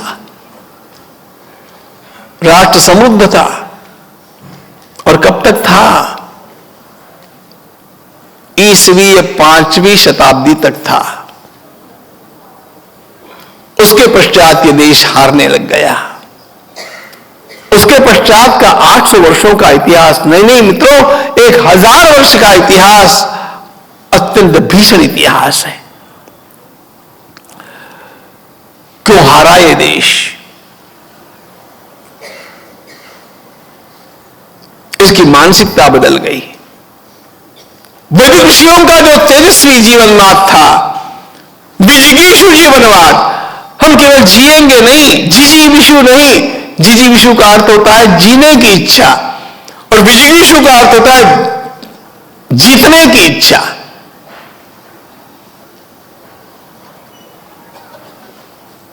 विजिगीषा भी गई, जिजीविषा भी गई, जीतने की इच्छा तो गई ही गई, जीने की इच्छा भी समाप्त होने लग गई इस देश की। क्यों ऐसे हुआ? इसलिए ऐसे हुआ कि एक विकृत मनोवृत्ति का यहां पर बहुत बड़ा बोलबाला हो गया। सब कुछ क्षणिक है, सब दुखमय है, और इस संसार में तो मनुष्य केवल माया के मोह के चक्कर में आकर के अपने जीवन को व्यर्थ गंवाता है। इसलिए करना क्या चाहिए? इस माया के चक्र से छूटने के लिए मनुष्य को चाहिए कि जल्दी से जल्दी वह संन्यास ले ले, घर से बाहर निकल जाए। ये विचार वेदों के नहीं है, लेकिन भगवान बुद्ध के पश्चात इस विचारों का बड़ा बड़ा बोलबाला हो गया। कर्म की महत्ता समाप्त हो गई।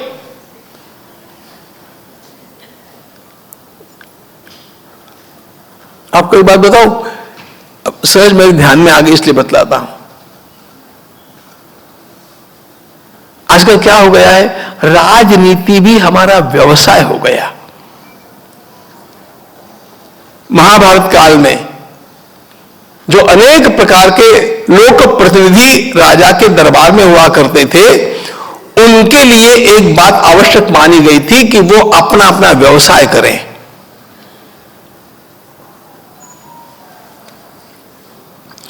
अपना व्यवसाय खुद न करने वाला केवल जाति के कारण राजा के पास प्रतिनिधि बनकर के जा सकता नहीं।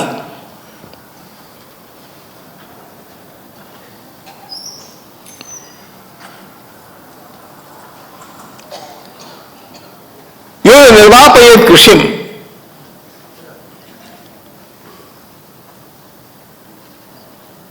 ननस्य समितिं गच्छेत, यो निर्वापयेत कृषिम। ये वाक्य, आप खेती करेंगे तो खेती करने वालों के प्रतिनिधि बनकर के जा सकते हैं, जाति के कारण नहीं जा सकते। You must do that business.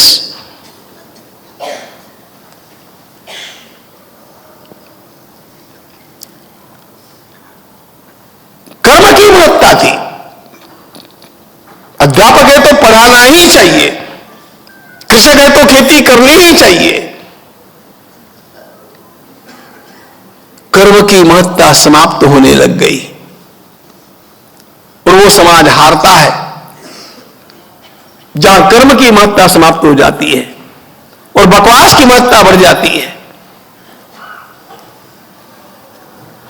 नरस्य समितिं गच्छेत् यो न निर्वापयेत् कृषिं, ये महाभारत का वाक्य इतना तेजोमय है।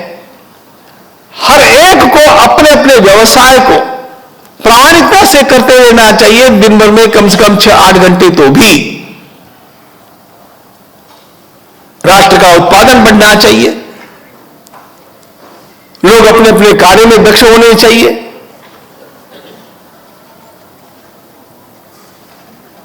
वेदों का और महाभारत का तो दृष्टिकोण यह है कि अपने द्वारा किए जाने वाला कर्म ही परमात्मा की उपासना है, ऐसा मान करके सबसे पहले कर्मयोगी बने रहो, अपना कर्म करो। भगवान ने अर्जुन को जो लताड़ा है वो इसी बात को लेकर के लताड़ा है कि तुम क्षत्रिय हो, युद्ध के लिए आए हो, यहां से भाग नहीं सकते।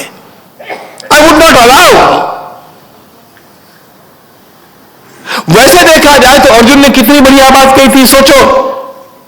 अरे केशव, ये सब मरेंगे और इसमें तो मेरे भाई बंधु भी हैं और चाचा मामा आदि भी सब लोग हैं और कितना खून खराबा होगा। इससे तो अच्छा है कि मैं युद्ध से लौट जाऊं और भिक्षा मांग करके अपना जीवन यापन करूं।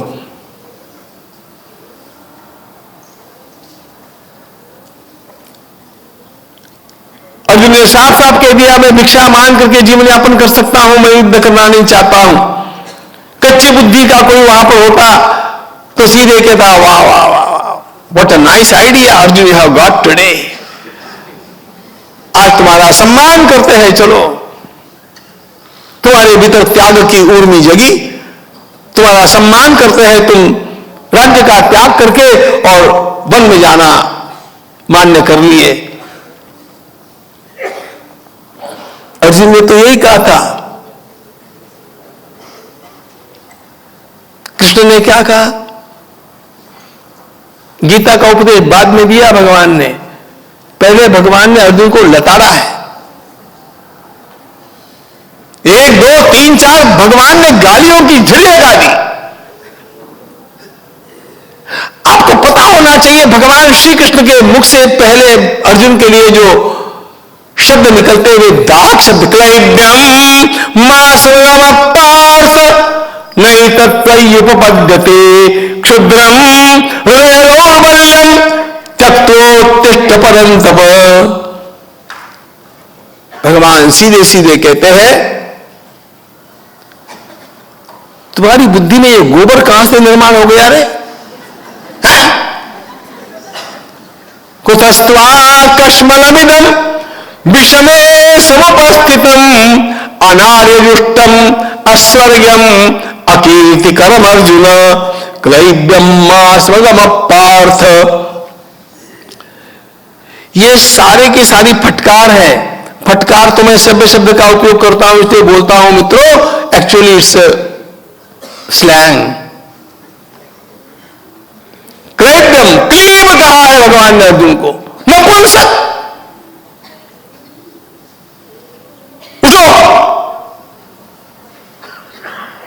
आगे भगवान वो चिकन हार्टेड, ये भगवान के शब्दों का अनुवाद कर रहा हूं।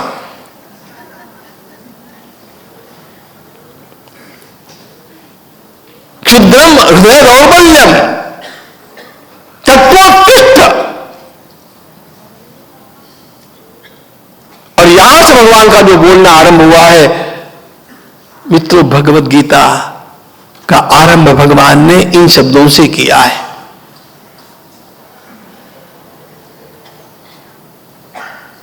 और ये शब्द स्वामी जी को बड़े प्रिय थे। स्वामी जी ने कहा सारी गीता मुझे अत्यंत प्रिय है, लेकिन भगवान का यह श्लोक तो मुझे सर्वाधिक प्रिय है, क्योंकि यह श्लोक मनुष्य के भीतर कॉन्फिडेंस जगाता है, आत्मविश्वास को निर्माण करता है।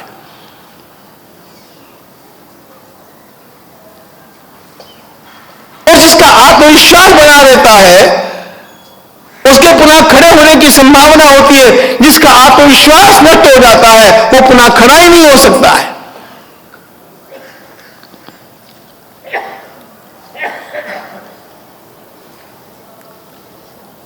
अन्य महापुरुषों के भगवद गीता के प्रिय श्लोक अलग अलग प्रकार के हैं।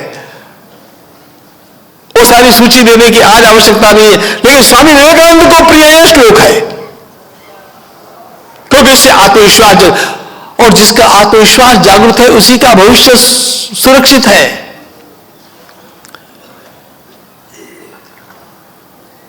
अंग्रेजी की 3 पंक्तियां आप लोगों को भी याद होगी, मैं भूल रहा हूं, मुझे जरा याद दिला देना। इफ वेल्थ इज लॉस्ट, आगे nothing is lost. If wealth is lost, nothing is lost. If health is lost, something is lost, right? But if character is lost, everything is lost. धन्यवाद, आपने याद दिला दी मुझे।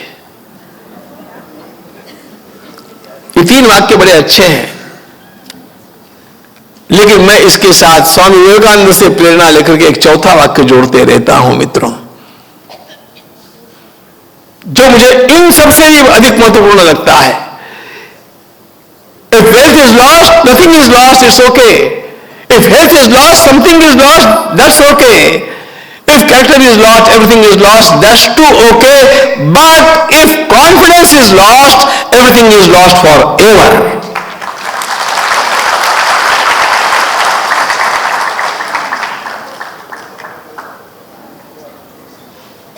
संपत्ति गंवाने पर भी, स्वास्थ्य गंवाने पर भी और नैतिक आरोप होने के पश्चात भी मनुष्य पुनः खड़ा हो सकता है, लेकिन यदि उसका आत्मविश्वास खत्म हो गया तो पुनः खड़ा हो ही नहीं सकता है।